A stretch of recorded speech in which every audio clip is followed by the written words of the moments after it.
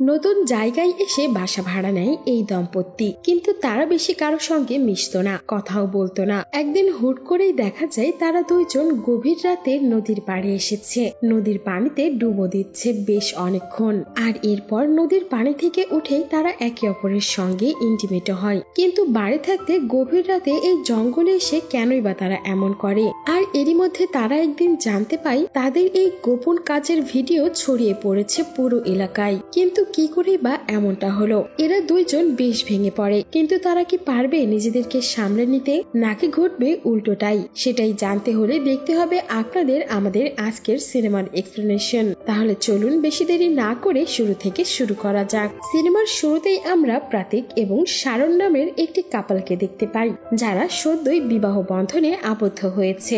এখানে এরা দুজন পরিবারের মতের বাইরে গিয়ে পালিয়ে বিয়ে করে। এখানে অবশ্য কারণও রয়েছে, কারণ শারণ অন্য একটি গোত্রের মেয়ে ছিল, তাই প্রতীকের ফ্যামিলি তাকে মেনে নেয়নি, যার জন্যই তারা বাধ্য হয়ে ফ্যামিলির বিরুদ্ধে গিয়ে পালিয়ে বিয়ে করে। আর এখন তারা বিয়ে করার পর নতুন জীবন শুরু করতে নতুন একটি শহরে এসেছে। বাস স্ট্যান্ডে নামার পর তারা নিজেদের জন্য একটি বাড়ি খোঁজে। তখনই একটি ল্যান্ডলর্ডের মালিক তাদেরকে নিজের বাড়ি দেখায়, কিন্তু এখানে বাড়ি দেখে তাদের দুজনের একদমই পছন্দ হয় না। তখন বাড়ির মালিক বলে, দেখুন আপনাদের যে বাজেট তাতে এমনই বাড়ি হবে। আর এর আগে এই বাড়িতে তামিলিয়ান একটি ফ্যামিলি ছিল, তারা 2 বছর আমাকে কোনো ভাড়াই দেয়নি, যার কারণে তাদেরকে ভাগিয়ে দিয়েছি। যার কারণে তাদের বেশিরভাগ জিনিসপত্রই এখানে রয়েছে। আপনাদের যদি মনে হয় কোনো কিছু চলবে, ব্যবহার করবেন, রেখে দিতে পারেন, আর বাকিগুলো ফেলে দিতে পারেন। আর এরপর বাড়িওয়ালা টাকা নিয়ে চলে যাচ্ছিল। তখন প্রতীক তাকে বলে, আচ্ছা এখানে আশেপাশে কোথাও কুয়া আছে নাকি? বাড়িওয়ালা তখন বলে, জঙ্গলের ভেতরে একটা কুয়া তো রয়েছে, কিন্তু জায়গাটা অনেক বিপজ্জনক। আর এরপর আমরা দেখি শারণ আর প্রতীক মিলে পুরো বাড়ি পরিষ্কার করছে। আর এদিকে প্রতীক নিজের বন্ধু সন্তোষকে ফোন করে, যে কিনা অ্যাসিস্ট্যান্ট ডাইরেক্টর। আর এই লোকটাই এদের দুজনকে সাহায্য করেছিল বিয়েতে আর এই নতুন শহরে আসতে। প্রতীক সন্তোষকে বলে, সঞ্জয় তোমাকে ফোন করেছিল, সে আমাকে বলেছিল সন্ধ্যায় আসবে, কিন্তু এখনো আসেনি। আসলে এখানে এই সঞ্জয় হচ্ছে সন্তোষেরই বন্ধু। এদের দুজনের মধ্যে কথা হয়েছিল প্রতীক যখন নতুন শহরে আসবে তখন তাকে একটা কাজের ব্যবস্থা করে দিতে হবে। আর অন্যদিকে আমরা দেখতে পাই সন্ধ্যাবেলায় বাস ড্রাইভারের একটি গ্রুপ বাসের মধ্যে পার্টি করছে।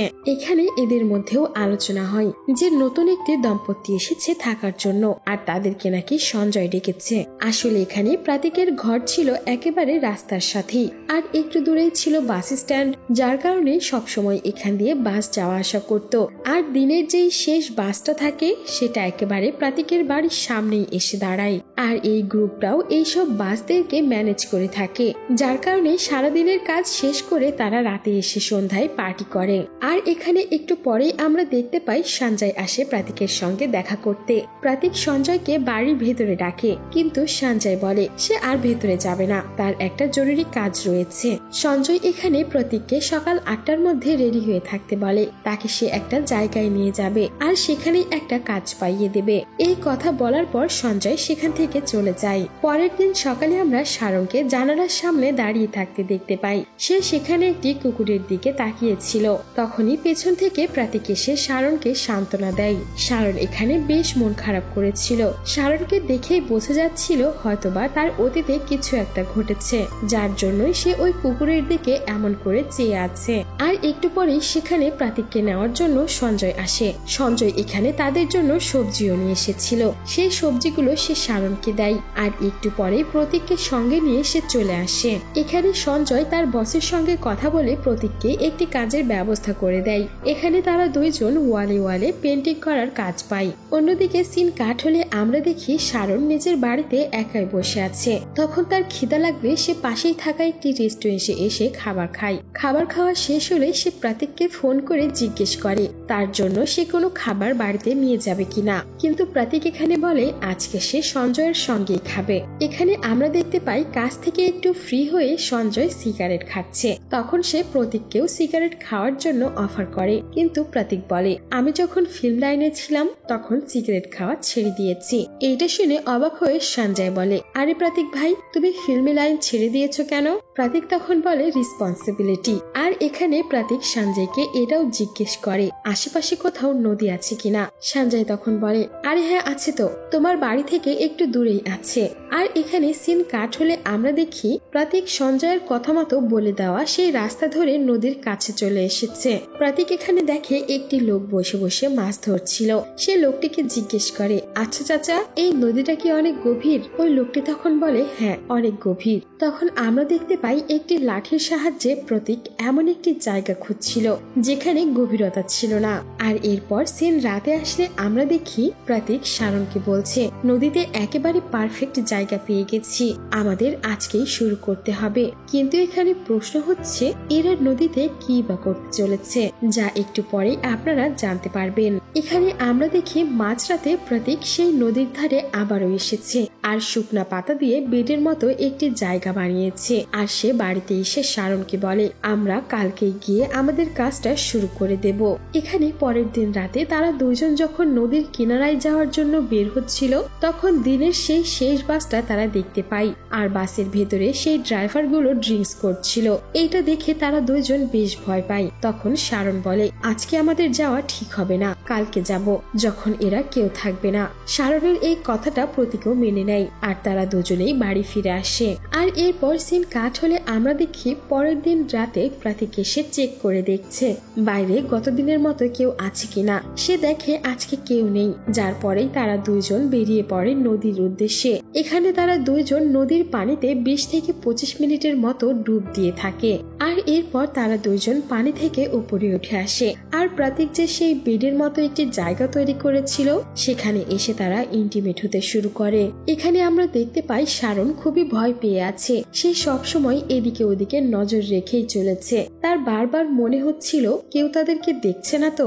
সিন কাট হলে আমরা এইটা দেখতে পাই পরের দিন রাতেও তারা ঠিক একই কাজ করছে, মানে নদীতে এসে গোসল করছে আর এরপরে তারা ইন্টিমেট হচ্ছে জঙ্গলের ভেতরেই। এরপর সিন কাট হলে আমরা জানতে পারি কয়েকদিনের মধ্যে একটি ফেস্টিভ্যাল শুরু হবে, যার জন্য প্রতীকের পেন্টিং করার কাজটাও বেশ বেড়ে যায়। তাই শারন যাতে বাড়িতে একা না থাকে সেই জন্য সে প্রতিদিন শারনকে নিজের সঙ্গে নিয়ে আসে। কিন্তু এত সব কিছুর মধ্যেও তারা দুইজন প্রতি রাতের মতো এবারও নদীর পাড়ে গিয়ে ওই সমস্ত কাজই করে যে কাজগুলো তারা কয়েকদিন থেকে করে আসছিল। এখানে বিষয়টা একটু অদ্ভুত, তাই না? তাদের কাছে তো নিজের বাড়ি রয়েছে, তাহলে কেনই বা তারা জঙ্গলের ভেতরে নদীর পাশে এসব করছে? আর এমন করেই একদিন যখন শারন আর প্রতীক জঙ্গলের উদ্দেশ্যে রাতের বেলা বের হয়, তখনই বাসে থাকা একটি লোক তাদেরকে দেখতে পায়। লোকটির কিছু একটা সন্দেহ হলে সে তাদের দুজনের পিছু করে আর সে জঙ্গলে গিয়ে দেখতে পায় শারন আর প্রতীক কি করছে। এটা দেখে লোকটি বেশ অবাক হয় যে তাদের কাছে বাড়ি রয়েছে, তবুও তারা কেন জঙ্গলে এসে এসব করছে।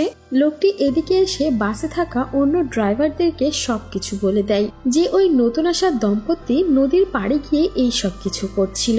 কিন্তু বাসের ভেতরে থাকা বাকি কেউই তার কথা বিশ্বাস করতে চায় না। আর তখনই হুট করে সেখানে প্রতীক আসে আর তাদের কাছে একটি হাসপাতালের অ্যাড্রেস জানতে চায়, কারণ এদিকে শারন বেশ অসুস্থ হয়ে পড়েছে। হয়তোবা প্রতিদিন রাতে নদীর পানিতে এভাবে ডুব দিয়ে থাকার জন্যই তার ঠান্ডা লেগে গেছে, যার জন্যই সে অসুস্থ।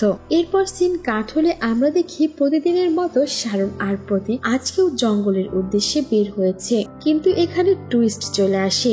গত রাতে যেই লোকটি তাদেরকে দেখে ফেলেছিল, সে আজকে প্রতিটি ড্রাইভারকে তাদেরকে ওইসব দেখানোর জন্য তাদের পিছু পিছু জঙ্গলে চলে আসে। আর এখানে তারা সবাই শারন আর প্রতীকের এই ইন্টিমেট হওয়ার দৃশ্যটি দেখে ফেলে, এমনকি তারা সেটার ভিডিও বানিয়ে নেয়। তাদের মধ্যে থাকা একজন যখন তাদের দুইজনের প্রাইভেট মোমেন্টের ছবি তুলতে যায়, তখন ফ্ল্যাশ চলে ওঠে। এখানে ফ্ল্যাশ দেখে প্রতীক আর শারন বুঝতে পারে কেউ হয়তো তাদের দুজনকে দেখে ফেলেছে, যার জন্য তারা বেশ ঘাবড়ে যায় আর উঠে পড়ে। তাড়াহুড়ো করে তারা দুজন কাপড় পরে সেখান থেকে চলেই যাবে, কিন্তু তখনই সেই লোকগুলো এসে তাদেরকে ঘিরে ফেলে।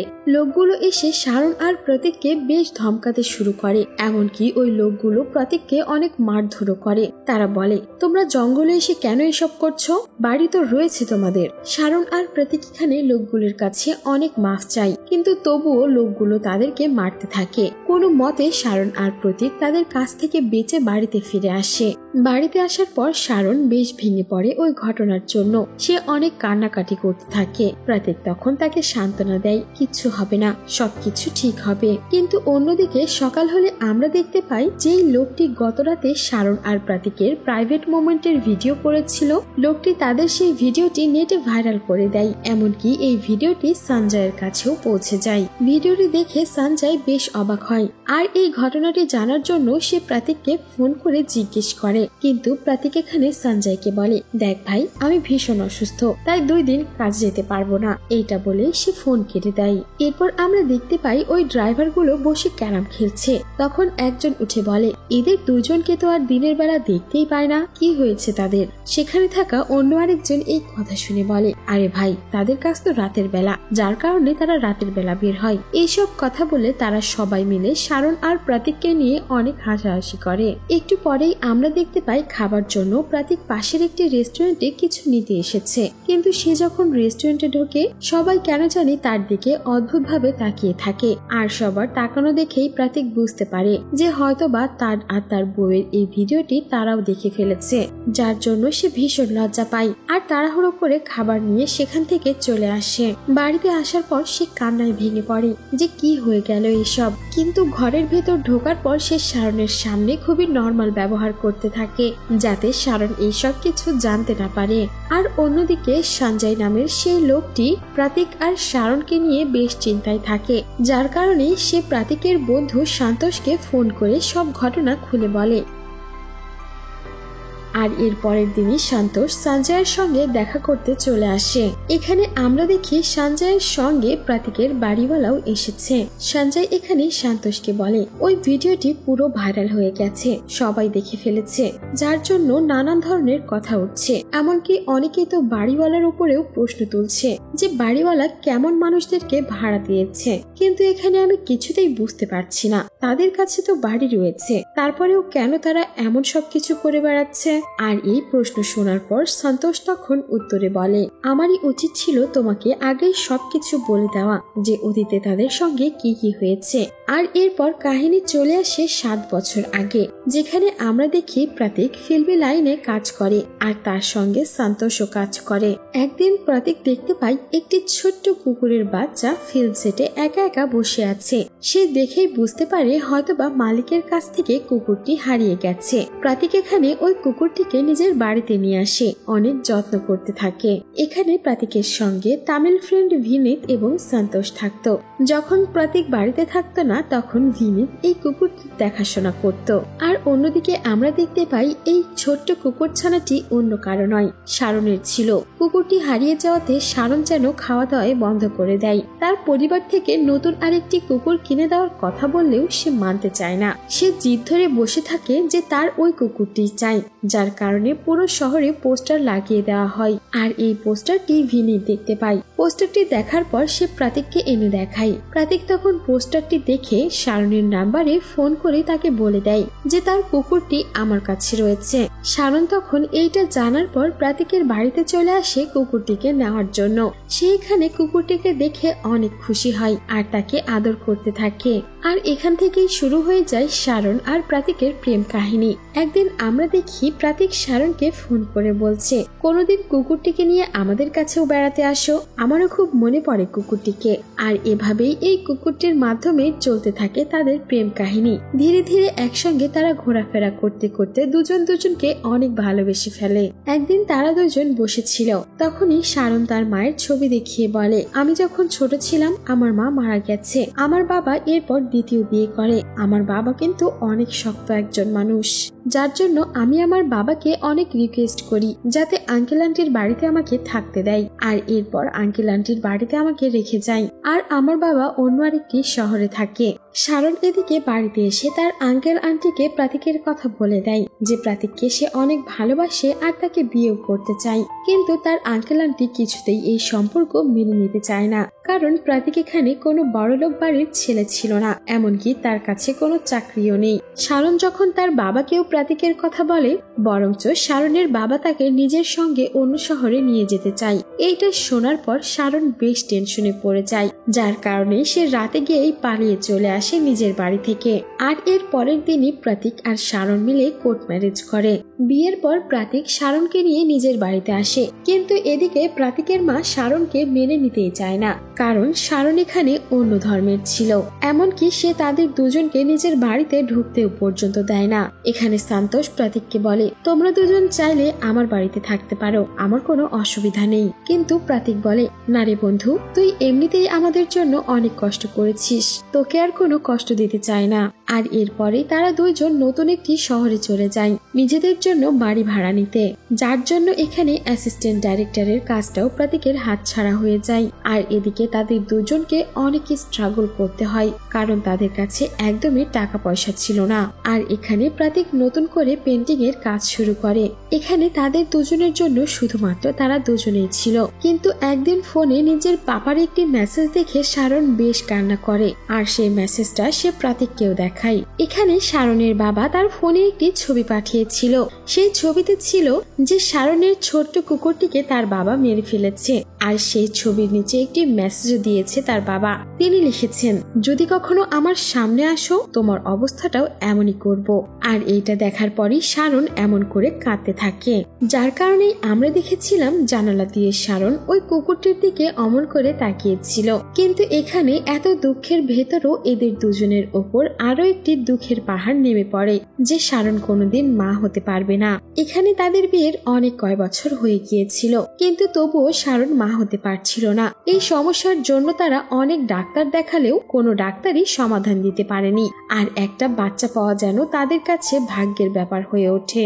এখানে আমরা দেখতে পাই একদিন প্রতীকের দাদা তাদের সঙ্গে দেখা করতে এসেছে। তিনি শারণ এবং প্রতীককে বুঝিয়ে বলে, প্রথম বাবা মা একটু রাগ করেই থাকে, কিন্তু একটা বাচ্চা নিয়ে নাও, দেখবে নাতিপুতির মুখ দেখার পর তারা আর রাগ করে থাকবে না, তোমাদেরকে মেনে নেবে। প্রতীক এখানে তার দাদাকে তাদের সমস্যার কথা খুলে বলে যে শারণ মা হতে পারছে না। আর এইসব কথা শুনে প্রতীকের দাদা একটি আয়ুর্বেদিক ডক্টরের কথা বলে তাকে, হয়তোবা এই ডাক্তার তাদেরকে সাহায্য করতে পারে। আর দাদার কথা মতো শারণ আর প্রতীক সেই ডাক্তারের সঙ্গে দেখাও করতে যায়। এখানে ওই ডাক্তারটি প্রতীকের হাত দেখে বলে, তোমাদের বাচ্চা হওয়া খুবই কঠিন, কারণ তোমাদের বডিতে কিছু ত্রুটি এসেছে, যার কারণেই তোমরা মা বাবা হতে পারছো না। আর এই সমস্যার কারণ হলো তোমরা শহরে থাকো। ডাক্তারটি বলে, তোমাদের শরীরকে তোমাদের উপযুক্ত করে গড়ে তুলতে হবে, যাতে তোমরা বাচ্চা জন্ম দিতে পারো, যার জন্য তোমাদেরকে শহর থেকে গ্রামে বসবাস করতে হবে। প্রকৃতির কাছে নিজেদেরকে আত্মসমর্পণ করে দাও। আর এর সাথে সাথে তোমাদেরকে আরো একটি কাজ করতে হবে, প্রতিদিন রাতে তোমরা নদীর পানিতে আধা ঘন্টার মতো ডুবে থাকবে, এতে করে তোমাদের শরীর ঠান্ডা হবে। আর এরপরেই তোমরা ইন্টিমেট হবে। আর এমনটা করতে থাকলেই তোমাদের একটা সময় বাচ্চা হবে। কিন্তু এই কথা শুনে প্রতীক এবং শারণ বেশ অবাক হয়। তারা ডাক্তারের কাছ থেকে চলে তো আসে, কিন্তু ডাক্তারের কথা তারা ভুলতে পারে না। তারা বেশ টেনশন করতে থাকে, কারণ একদিকে বাচ্চা, অন্যদিকে এই সমস্ত কাজ। প্রতীক তখন শারণকে বোঝায়, আমাদের 7 বছর হয়ে গেছে, আর আমরা তো চেষ্টা করেই যাচ্ছি, কিছুই হচ্ছে না, আরেকবার চেষ্টা করে দেখি না কি হয়। প্রতীকের এই কথা শুনে শারণও রাজি হয়ে যায় এই কাজগুলো করতে, যার কারণেই তারা গ্রামের মতো জায়গায় এসে বাড়ি নেয়। আর এর পরের কাহিনী তো আমরা দেখতেই পেলাম। আর এখানে সঞ্জয় আর ওই বাড়িওয়ালাও বুঝতে পারে যে তারা দুইজন আসলে বাচ্চার জন্য এমনটা করছিল, কিন্তু অন্যদিকে ওই ড্রাইভার গুলো তাদের ভিডিও ছড়িয়ে দিয়েছে, যার কারণে সঞ্জয়, সন্তোষ এবং ওই বাড়িওয়ালা ড্রাইভারদের সঙ্গে কথা বলতে আসে। এখানে তারা এসে সব ঘটনা খুলে বলে ড্রাইভারদেরকে, কেন তারা এমনটা করছিল।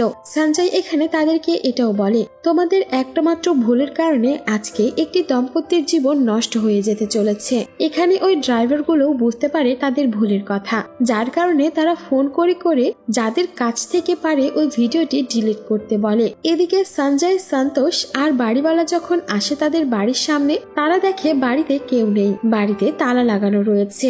এমনকি সঞ্জয় আর সন্তোষ তো ফোনও করে প্রতীককে, কিন্তু কেউ ফোনটা রিসিভ করে না। অনেক জায়গায় খোঁজাখুঁজি করা হলেও তাদেরকে কোথাও খুঁজে পাওয়া যায় না। পরের দিন সকালবেলা সন্তোষের কাছে তার একটি বন্ধু ফোন করে আর বলে, শারণ আর প্রতীকের ডেড বডি পাওয়া গেছে নদীর কিনারায়। এইটা শুনে সঞ্জয়ের পায়ের নিচ থেকে যেন মাটি সরে যায়। এরপর আমরা দেখি সঞ্জয় সন্তোষকে নিয়ে নদীর কিনারায় আসে, আর সেখানেই তারা প্রতীক আর শারণের ডেড বডি দেখতে পাই। আসলে এখানে ওই ভিডিও ছড়িয়ে পড়ার পর তারা সেটি নিতে পারেনি, মান সম্মানের খাতিরে তারা দুইজন নিজেদেরকে শেষ করে দিয়েছে। এমনকি তারা দুইজন নিজেদের শেষ নিঃশ্বাস ত্যাগ করা অবধি দুজনের হাত ছাড়েনি। এখানে ওই বাস ড্রাইভার গুলোও চলে আসে, আর তারা যখন এদের দুজনের লাশ দেখতে পায় নিজেদের ভেতরে অনেক গিল্টি অনুভব করতে থাকে যে তাদের একটি ভুলের কারণে আজকে দুটি জীবন ঝরে গেল। সিন কাট হলে আমরা দেখতে পাই সেই বাস ড্রাইভার গুলোর মধ্যে একটি বাস ড্রাইভার নিউজ আর্টিকেল পড়ছে। সে দেখতে পাই শারন আর প্রাতিকের খবরের আর্টিকেল। এখানে ওই আর্টিকেলে লেখা হয়েছিল শারনের পোস্টমর্টম করার পর জানতে পাওয়া গিয়েছে সে প্রেগনেন্ট ছিল।